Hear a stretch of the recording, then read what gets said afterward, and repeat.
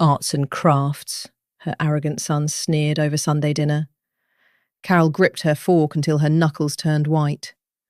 64 years old, a professional artist since before he could even hold a crayon, she was brutally told her life's work was just a meaningless hobby. It was a massive slap in the face. She marched straight home, grabbed a rusty cookie tin from the top shelf of the hall closet, and blew 3 years of hoarded savings on a loud, clunky machine. Neighbours might call it madness. They're dead wrong. Have you ever been dismissed over your age? Tell us in the comments, where are you from and does your social security check actually last you to the end of the month? We need to know exactly who's listening. Hit that like button right now so this story reaches the people who are terrified of the crushing cost of living. Because what this desperate grandmother did next didn't just silence her arrogant son, it completely shattered the rules, turning absolute financial ruin into a brutal, unstoppable cash-generating business. The heavy-duty steel chain on the front doors was the thick, industrial kind, usually reserved for loading docks, threaded violently through both brass handles and secured with a massive iron padlock the size of a grown man's fist. Carol stood freezing outside the local community arts centre, clutching her worn canvas bag tight against her chest. Inside were her finest watercolour brushes, a heavy glass jar of deep black India ink, and the intricate, hand-drawn sketches for the upcoming November acoustic concert poster. She squinted through the bitter wind and read the cheap plastic banner zip-tied tightly to the rusted iron railings. Building closed for structural renovation. Reopening date, TBD.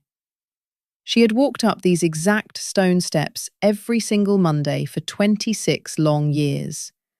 TBD was a bureaucratic death sentence without a period.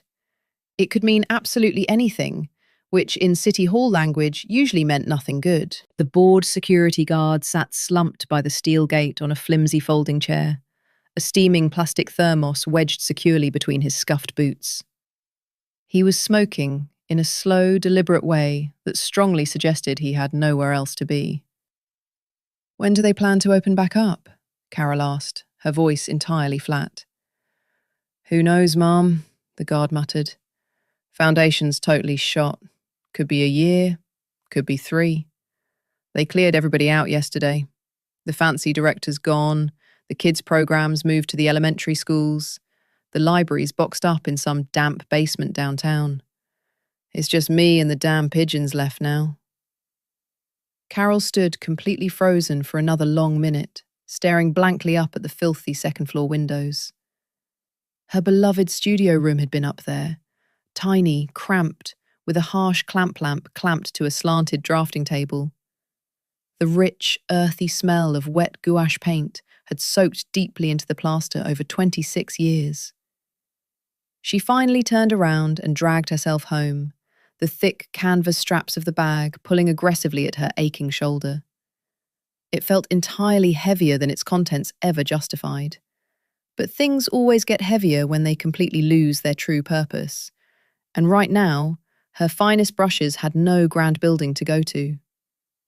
Home was a cramped, freezing one-bedroom apartment on the 3rd floor of a grim brick walk-up, the single drafty window overlooking the cracked asphalt parking lot of an old church that held depressing rummage sales on rainy Saturdays.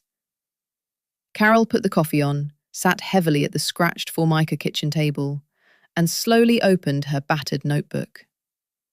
It was her 16-year-old grandson Timmy's old-school notebook, abandoned 3 years ago, the very first lined pages still holding his messy biology notes. She had been strictly using the blank back half for her brutal household arithmetic. Social Security, $1,360. Rent for the tiny apartment, $850. The Medicare co-pays and prescription costs for her vital thyroid medication, plus the bone calcium and vitamin D supplements she desperately needed, $180. Groceries, barely $250, which meant surviving strictly on store-brand pasta, clearance sticker chicken, cheap white bread, weak coffee, and a few bruised apples once a week, because her failing thyroid didn't ever forgive skipping fresh fruit. Phone and basic internet, 60. Utilities and the sky-high soaring winter heating bills, 220. Total out, a staggering $1,810. Remainder, minus $450. That was the terrifying new math. Until this miserable morning, the Arts Centre had paid her a reliable $400 a month, pure cash in hand, no formal contract, straight from the director's discretionary fund for producing beautifully hand-lettered event posters and delicate calligraphy class schedules. That 400 turned a terrifying negative 450 into a tiny, livable positive 50. $50 was the razor-thin margin between making ends meet and completely drowning. It was the crucial difference between paying the electric bill on time and paying it 2 weeks late with an aggressive penalty fee that cost more than the actual difference. Now, that vital margin was completely gone. Making ends meet was now mathematically impossible, and Carol sat staring at the terrifying red number the exact same way she had looked at the heavy padlock on the front door. She picked up her phone and called Dennis. Her son picked up sharply on the second ring. He was home, it was the weekend, and she could clearly hear the loud clatter of dirty dishes being stacked behind him. "Hey, Mum, what's up?" The Arts Centre is firmly closed. Indefinite structural renovation. My 400 a month is completely done. A heavy, suffocating pause followed, the specific dish-clattering kind of pause, where the person on the other end is rapidly calculating whether to graciously offer financial help. "Mum, I could probably send you 300 a month. Money's real tight with the new mortgage, but..." "No, Dennis, absolutely not. You've got the expensive house, the car payment, Lena, and Timmy's pricey braces to pay for." "Mum, honestly, it's fine." "It's not fine, Dennis. It's $300 you simply don't have." She deliberately softened her harsh voice, because projecting anger at a son who genuinely offers his own money is entirely the wrong kind of anger. "I'll figure it out. I always do." She abruptly hung up the phone and sat in the crushing silence. Taking charity money from Dennis meant officially becoming the pathetic, failing mother who couldn't manage her own life. Carol had managed entirely alone since the messy divorce, back when Denny was just 8 years old and she aggressively painted wooden bar signs late at night for $5 apiece while he slept soundly. Stopping was never in the survival plan. Later that dark evening, her phone buzzed loudly. A text from Timmy, a web link and 3 simple words. "Gma, look wild." The link opened directly to Etsy. Cheap, mass-produced t-shirts plastered with painfully generic sayings. "Best grandma ever." "Silly cat philosophy." "I'm not lazy, I'm on power save mode." The insane prices, $25 to $32 a pop. Carol squinted at the lazy designs with a ruthless professional's critical eye and instantly saw exactly what an average buyer wouldn't even notice. Hopelessly wobbly digital outlines, painfully flat artificial colour, completely standard block fonts. It was cheap stock clip art with lazy text violently slapped on top. No human hand, no unique character, absolutely no life. Timmy sent a breathless voice message. "Gma, do you see this? $30 a freaking shirt. The art is absolute garbage. You could draw 100 times better than this trash." There are these things called heat presses. You physically draw the custom design, print it straight onto transfer paper, press it firmly onto the blank shirt, boom, instant custom print. People actually buy these. Carol listened closely and immediately felt thick resistance rise. "I'm a highly trained artist," she thought fiercely, "not a cheap market vendor. Mass-produced t-shirts aren't real art." But arguing with a 16-year-old boy who fiercely believed in her more than she believed in herself felt like a massive betrayal. "I'll think about it," she finally typed. "Gma, don't think, just do. Want me to send a direct link for a cheap heat press?" "Send it." She deliberately set the glowing phone down and walked slowly over to the dark hallway closet. On the very top shelf, hidden safely behind a crushed cardboard box of fragile Christmas ornaments, sat her giant portfolio folder. Inside lay 26 solid years of brilliant hand-lettered sketches. She reached past the massive folder and pulled out a dusty glass jar. Among them was the sacred number 8 squirrel hairbrush, remarkably thin, long-bristled, worn beautifully soft from 10,000 flawless strokes. This specific brush always did the massive headlines, thick letters painted with a masterful press and lift rhythm that absolutely no digital font could ever replicate. She carefully took the brush, a thick sheet of pristine white paper, and the heavy ink jar. She dipped the bristles and wrote in one perfect, unbroken motion, "Don't tell Grandma how to make gravy." The dark letters arced flawlessly across the page. Beside the words, she quickly sketched a fierce grandmother wrapped in a floral apron, heavy wooden ladle raised high, one eye intensely squinted, a brilliant, expressive face that silently screamed, "Try me." Carol looked down at the wet ink and actually smiled. It was genuinely funny. It had loud, undeniable attitude. She rapidly drew more. Small pension, big heart. Fed the grandkids, now I eat. I'm not old, I'm bloody vintage. Then she slowly opened Timmy's text link. A compact, tabletop heat press. $120, heavily used, listed on Facebook Marketplace. Plus, the blank white cotton tees, $4 each. Total cash required to start, roughly $200. Sitting in her checking account, barely $80. But hidden in the dark closet, on the top shelf, securely behind the ornaments, sat an old floral cookie tin. 3 years of desperate saving. She pulled it down and counted the crumpled bills. $680. The ultimate emergency fund. She held the cold tin and thought, things are genuinely, impossibly bad, and this is exactly what really bad looks like. A cheap cookie tin, a ridiculous heat press, and a successful son who thinks you're just playing around with silly crafts. Carol firmly set the tin on the table next to the brilliant sketches, picked up her phone, and placed the order. The heat press arrived on a Tuesday. A woman on Craigslist in Newark, 20 minutes away, who was upgrading to a larger model. Carol drove out in the Civic, loaded the press into the trunk. It weighed about 15 pounds, and 15 pounds at 64 means 2 hands and a grunt, and drove back with the windows open because the car smelled of hot metal and the press smelled of someone else's projects. In the kitchen, she set it on the table, plugged it in, read the instructions twice, and wrote the essentials on a post-it stuck to the wall.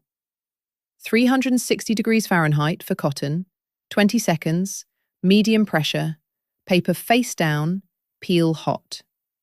Her first print came out crooked, the design transferred, colours bright, the grandmother with the ladle exactly as drawn, but the text had shifted right. The D in don't sat on the side seam, and the bottom edge crept onto the hem. Carol held the shirt at arm's length. $4 for the blank, $1.50 in paper and ink, 20 minutes of work. Wasted. She folded it, set it aside, and thought, well, that's $4 I'll never get back. And also $4 of education, and education is always overpriced. Second try. She measured.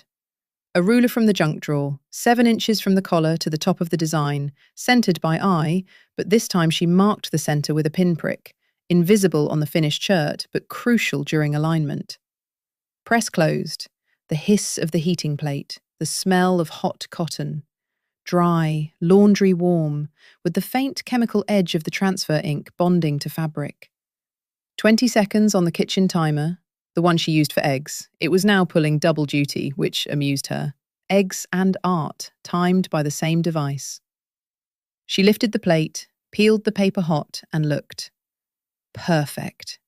Centered, crisp, the grandmother's squinted eye sharp and full of attitude. Carol held it up in the hallway mirror.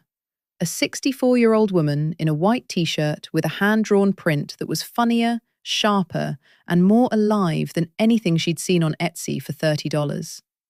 She caught herself grinning, wide, unfamiliar, the kind of grin that uses muscles that have been idle. By evening, 5 shirts. Don't tell grandma how to make gravy. Small check, big heart. Fed the grandkids, now I eat. I'm not old, I'm vintage. 60 plus and just getting started. 5 shirts in a row on the couch, white and bright, and the apartment looked different with them there. Louder, more awake, as if someone had turned up a dial Carol didn't know she had. Sunday. Dinner at Dennis's. The monthly obligation both performed with good manners and low expectations. Carol brought the shirts in a paper bag. Pot roast, mashed potatoes, a salad Lena made with the precision of someone who follows recipes to the letter. Dennis at the head of the table, pouring wine. Timmy across from Carol, eyes on his phone. Conversation. Interest rates. The neighbour's new fence. Timmy's maths grade. After the main course, Carol set the bag on the table. Laid out the shirts, one by one, neat.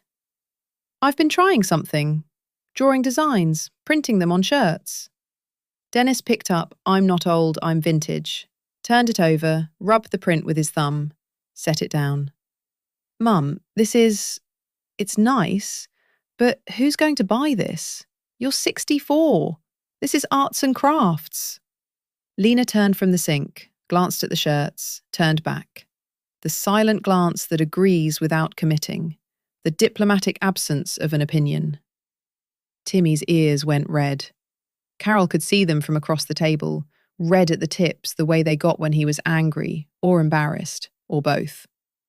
Carol gathered the shirts, folded them into the bag, slowly, carefully, because they'd cost $4 each, and also something that had no price tag. Put on her coat, thanked Lena for dinner, and walked out. On the landing, Timmy caught up. No jacket, in socks, ears still burning. Gma, wait, he doesn't get it. Timmy, go inside, it's cold. He thinks if it's not an office, it's not work. The shirts are amazing. We'll sell them. Give me a week. Go inside. He hugged her, fast, awkward, the way 16-year-olds hug, and ran back. Carol stood on the stairs, holding the bag to her chest and hearing 2 voices. Dennis's saying, arts and crafts, and Timmy's saying, give me a week. Between them, the landing of a cold stairwell, and Carol standing there trying to decide which voice to believe. Home, she decided. Give them away. Free. If people respond, Timmy was right. If not, Dennis was right. Gail across the hall, retired teacher, 71, walked with a cane, wore only dark colours, got small check, big heart, pulled it on over her turtleneck, looked in the mirror and said, Carol, this is outrageous. I love it. Patty from the next building, 45, cashier, took Don't Tell Grandma. Mrs. Holm, 80, downstairs, got Fed the Grandkids and teared up because it was about her, literally, every Sunday, and nobody had ever put it on a shirt. 3 days later, Patty called. Carol, I wore it to the store. 2 women asked where I got it. 1 left her number. Then Gail. At the clinic, the nurse read it and laughed. 2 more women asked. And Carol, writing down phone numbers in the composition book, felt Dennis's voice in her head growing quieter, because beside it now were Patty's and Gail's and a stranger's from the grocery store, all saying the same thing. Where can I buy one? Saturday, Timmy arrived. On the bus, laptop in his backpack. Carol fed him leftover chili. He ate with the focus of a teenager who considers food a task, not an event. Showed him the phone numbers. Timmy nodded, talking through a full mouth. Gma, we go on Etsy. I set up the shop, take photos, write the descriptions. You draw and print. Deal? Timmy, I don't understand any of this internet business. You don't have to. You're the artist, I'm the manager. Pro bono, by the way. They worked until 11. Timmy photographed the shirts on a white bedsheet under 2 desk lamps, swore at shadows, reshot 3 times. Then the laptop. Carol's ID, tax number, bank details, shop name. What do we call it? Carol's T-shirts? Gma, boring. How about Granny's Grit? Short, punchy, attitude. Sounds like I'm selling sandpaper. Gma, that's exactly the energy we want. By 11, shop registered, 10 listings uploaded, photos live. Price, $28. Timmy insisted. Materials cost $7. Etsy takes about 13%, $3.60. Shipping's on the buyer. Net to you, roughly $17 per shirt. If you price at $20, net drops to $12. $5 difference per shirt is 2 hours of your work over a month. Timmy left on the last bus. Carol stood in the kitchen with the phone. Granny's Grit, products 10, sales 0. 0. She stared at it and heard Dennis, arts and crafts, and wondered if tomorrow and the day after and the week after would still show 0, and the $680 from the cookie tin would be gone, and the heat press would sit on the table cooling, and she'd be a 64-year-old woman who'd gambled her emergency fund on T-shirts nobody wanted. She turned off the phone and went to bed. Rain tapped the window, the gutter outside gurgled, and the Etsy app gave new shops 30 days before listings sank in the algorithm. 30 days. And 0 on the screen. The first sale came on day 2. Carol woke at 6, checked her phone out of habit. The habit was new.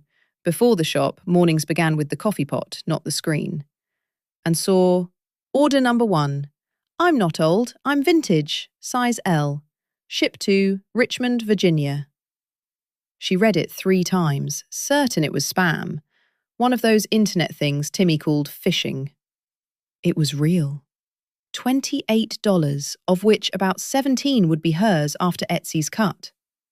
Carol got up, walked to the kitchen, put on the coffee, and called Timmy. 6:15 on a school morning. He answered on the 7th ring with the voice of a teenager pulled from a coma. She said, "Timmy, a sale, Richmond, Virginia." He said, "Told you. Pack it, ship it. You've got 2 days before Etsy dings your rating." Carol wrote the instructions on the back of a grocery receipt, packaged the shirt in a poly mailer with a cardboard insert so it wouldn't crease, and walked it to the UPS drop-off 2 blocks away. A storefront that used to be a shoe store, now crammed with shelves and packing tape. On day 3, 2 orders. Day 5, 4. By the end of week 1, 10. And Carol had no shirts left. The 5 she'd given to neighbours, the 1 she'd ruined, 1 reserved for Timmy's birthday, the rest shipped to Dayton, Parkersburg, Richmond, and, puzzlingly, Fairbanks, Alaska, which made Carol spend 5 minutes on Google Maps trying to understand who in Alaska needed a T-shirt that said, "Don't tell Grandma how to make gravy." Maybe Alaskan grandmothers also made gravy. Maybe gravy was universal. She decided not to question it. She ordered 20 blanks from Timmy's suggested supplier, $80 from next month's Social Security, a gamble that felt less reckless now because 10 strangers had voted with their credit cards. She printed mornings 7 to 11, sketch, scan on the old inkjet, which printed with the speed of a glacier considering its next move, mirror the image, Timmy's instruction. She'd listened to the voice memo 4 times before mirror made sense. Align, press, peel. The apartment smelled of hot cotton and ink. The press hissed and clicked, and Carol caught herself humming, quietly, just a few notes, and stopped, self-conscious. Then started again, because the humming and the hissing belonged together. By week 2, 15 orders. Week 3, 25. I'm not old, I'm vintage, was the runaway hit. Ordered 3 times as often as anything else. Reviews arrived. Gave it to my mum. She laughed all evening. The design doesn't fade after washing. You can tell a real person drew this. Thank you, whoever you are. A real person. Carol sat at the kitchen table, drinking tea with sugar. She'd bought sugar on the first day after her check arrived, and sugar after 3 weeks without it tasted like a small, sweet victory. Reading those words. That was her edge, though she wouldn't have called it that. The hand, the brush, the character. The press and lift of a squirrel hair bristle that no algorithm could reproduce. Then Donna called. Donna Pollard, former costume designer at the Arts Centre. 20 years of shared coffee between rehearsals. She came over, saw the press, the shirts, the Etsy screen, and said, "Carol, honey, let me help. I'll do the packing, the drop-offs. You just draw. We split it." Carol was relieved. Packing and shipping ate 2 hours a day she could spend drawing. She showed Donna everything. How to wrap, insert the cardboard, print the label. Donna nodded, took notes, photographed the screen. Carol didn't think twice. 20 years of friendship is a long receipt, and you stop checking it. 10 days later, Timmy called, his voice careful, missing its usual bounce. "Gma, you know a shop called Clever Sayings by Donna P?" "No." "Look it up." Carol opened the link. T-shirts. White. With sayings. "Don't tell Grandma how to boil water." "Little check, big soul." "Grandma on duty." Different drawings. Cruder, flat, made in a design app. But the phrases were echoes. The style was a shadow. Price? $18. Seller? Donna P. Carol closed the phone, opened it, read the name again. Donna Pollard. The friend who came, looked, photographed, and said, "Let's split it." That same week, another shop appeared. Design Grab, anonymous, selling Carol's actual images, downloaded from her Etsy listings, printed on cheap polyester shirts for $12. Blurry, pixelated, the colours washed. A copy of a copy. But $12 is $12, and buyers who don't know the difference bought. Week 3 of month 2. 12 orders instead of 25. Donna sold 20. Design Grab sold more. Reviews on Carol's page. Found the same thing cheaper somewhere else. Carol sat at the table. 10 unprinted blanks. $70 of dead inventory. The press was cooling beside her. The number 8 brush lay on the desk, and Carol looked at it. At the splayed tip, the worn handle, the tool that hadn't broken, but whose creations turned out to be easy to steal. She wasn't angry at Donna. Or rather, she was, but the anger pointed inward, at herself, for showing everything, for trusting without thinking. Donna hadn't stolen the drawings. She'd stolen the idea, and an idea can't be locked in a cookie tin. Friday evening, Timmy called. Voice serious, no preamble. "Gma, they're copying the words because words are easy to copy. They're copying the images because downloading is easy. But they can't copy your hand. You need to make something where the drawing and the text are one thing, inseparable. And without the hand, it falls apart." Carol was quiet. "Gma, you're an artist. 26 years. Make something only you can make." She set the phone down and sat in the dark kitchen, with the press and the blanks and the cold window. Timmy said, "Make your own." Carol thought, what? All her life she'd drawn for other people. Their concerts, their events, their announcements. Her own work was the hand, the brush, the sense of humour. And then she looked at the top shelf of the closet. The portfolio folder. Cardboard, twine, coffee-stained. She'd pulled it down at the start of this story and taken only the brush. Now she needed what was inside. But between Carol and the folder stood a more immediate problem. The heat press had overheated on the last batch. 12 shirts straight, no cooling break, orders stacking up, and the heating element failed.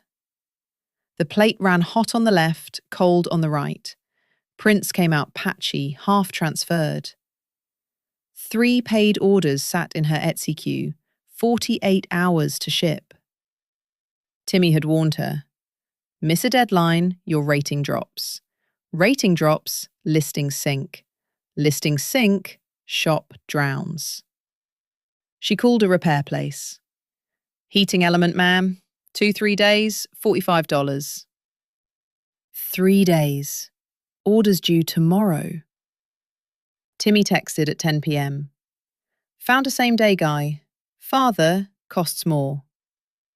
Other side of Zanesville, 40 minutes by bus. $70. 25 more than the other place. Enough for 6 days of groceries. But 3 Etsy orders were worth more, measured in what Timmy called reputation, and Carol called her word. Morning. Press wrapped in a towel, tied with twine, carried to the bus. 15 pounds, 3 flights, 1 landing per rest stop. The repair shop was a basement on Market Street. Hand-lettered sign. Decent lettering, Carol noted, though the R was crowded. The technician, 40s, glasses, T-shirt reading, I didn't break it, I investigated. Opened the press, clicked his tongue. Thermal fuse, 15 minutes, 70 with the part. Carol left it, walked to the diner, ordered tea for $1.50, and sat with the mug in both hands. Through the window, ordinary people doing ordinary things. Nobody carrying a heat press in a towel. She thought about the portfolio folder on the shelf. 26 years of posters. And in those posters, a style. Not imported, not downloaded, Americana. 1950s diner signs, hand-painted marquees, WPA-era lettering with warmth and weight.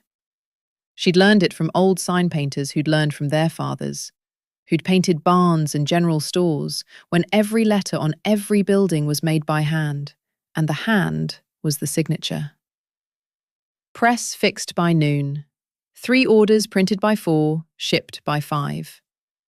She sat at the kitchen table and opened the portfolio folder. 26 years of posters spread across the kitchen table. Summer concert in the park, hand-lettered in 1950s style. Warm, rounded, the kind you'd see on a diner menu. Holiday craft fair, bolder, with drop shadows painted by hand, each one slightly different because hands aren't machines. Community talent show, Art Deco, letters stacked and interlocking, drawn at 2 a.m. while Denny slept in the next room, age 14, and Carol had been so tired her hand shook, and the shaking gave the letters a vibration she couldn't have planned. For 26 years, she'd seen other people's events in these pages. Now she saw a style. Hers. Retro, hand-drawn, warm, imperfect. Donna could copy phrases in a design app. Design Grab could screenshot her listings. Neither could reproduce what 26 years of brush and ink had built into Carol's wrist. That was the moat. Not technology, not pricing, but 10,000 hours of handwork that could be faked but never matched. Clean sheet. Ink. Brush number 8. She drew a picture saying, text and image fused. A woman in a headscarf, arms wide, WPA poster style. The words, I'm not old, I'm vintage, curving around the figure in hand-painted letters, each word a different weight.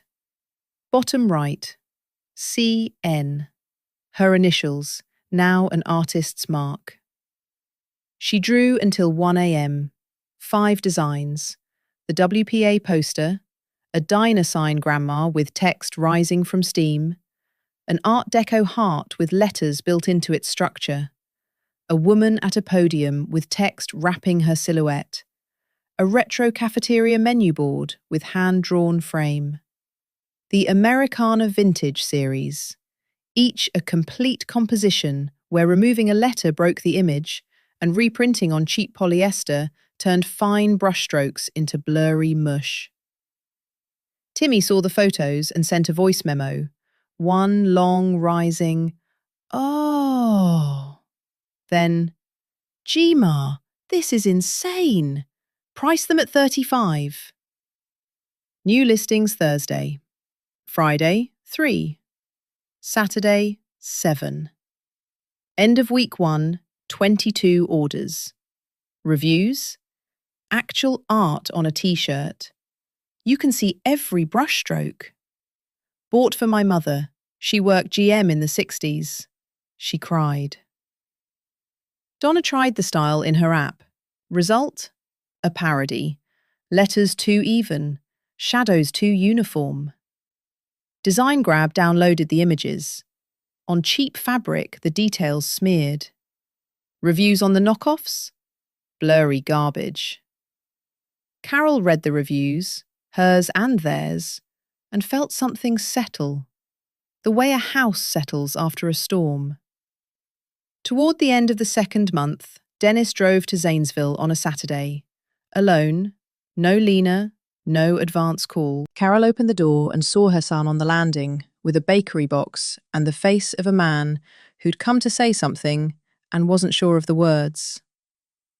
He sat at the kitchen table, the table that now held the heat press on one side, a stack of transfer paper on the other, and the ink jar in the middle. Because Carol's kitchen had become a workshop, and the workshop had become a life. "Mum," Dennis turned the coffee mug in his hands. "Lena wants a shirt. The one with the heart. Small check, big heart. The Art Deco one." Carol waited. "And, Mum, I was wrong. About the arts and crafts thing." He turned the mug again.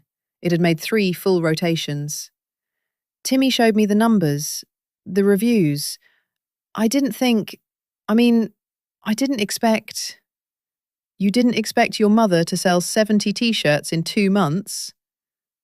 "Yeah," he almost smiled. "That." Carol watched him. This was Dennis's version of an apology.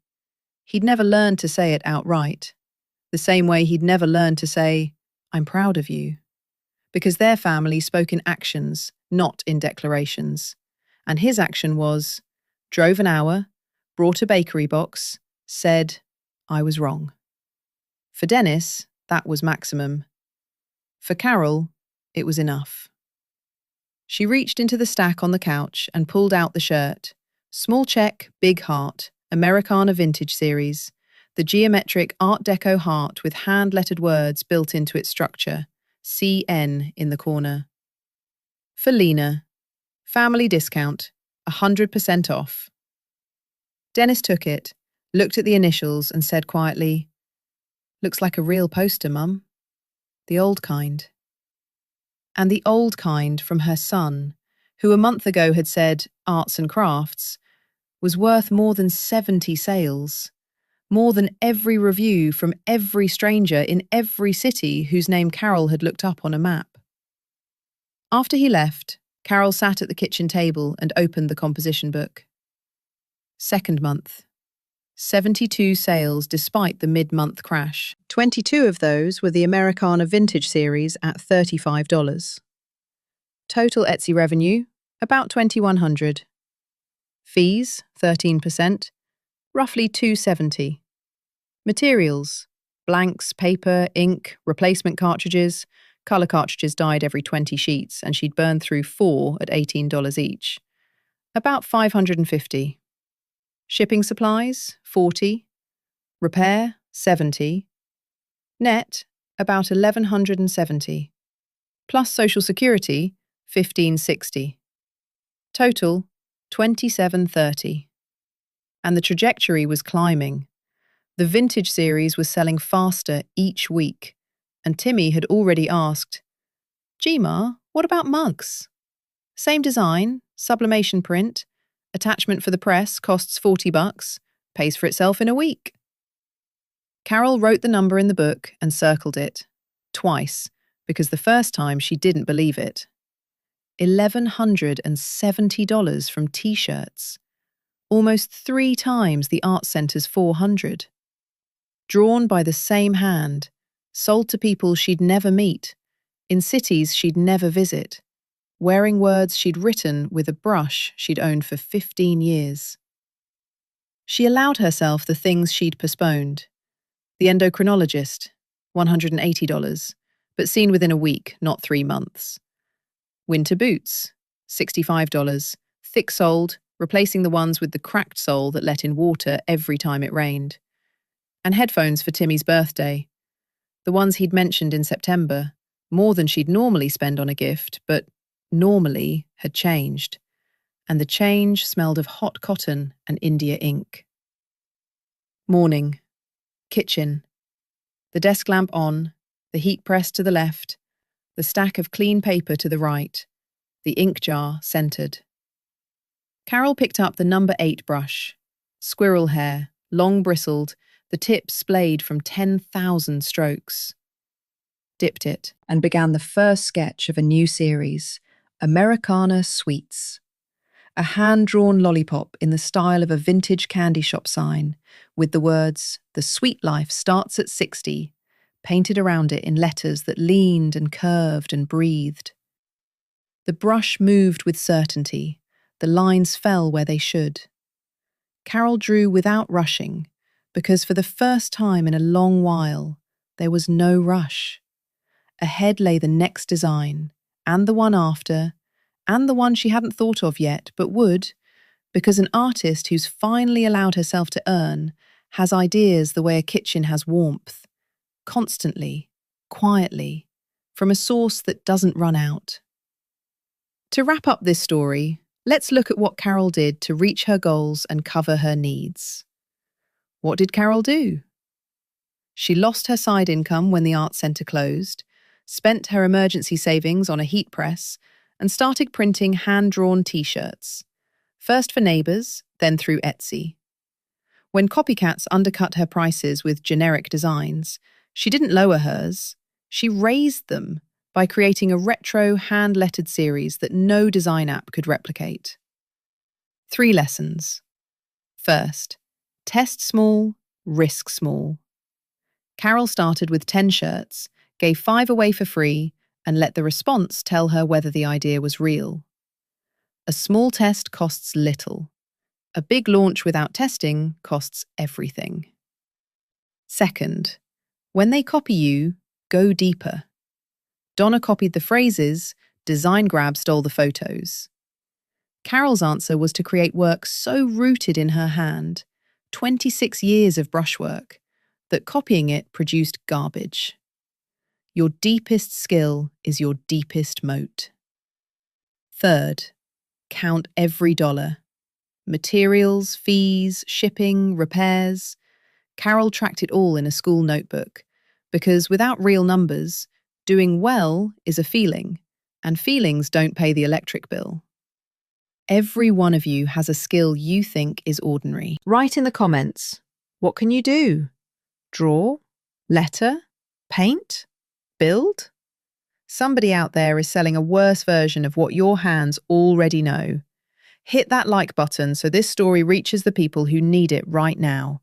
And subscribe. Every week we share stories of people who stopped waiting and started making.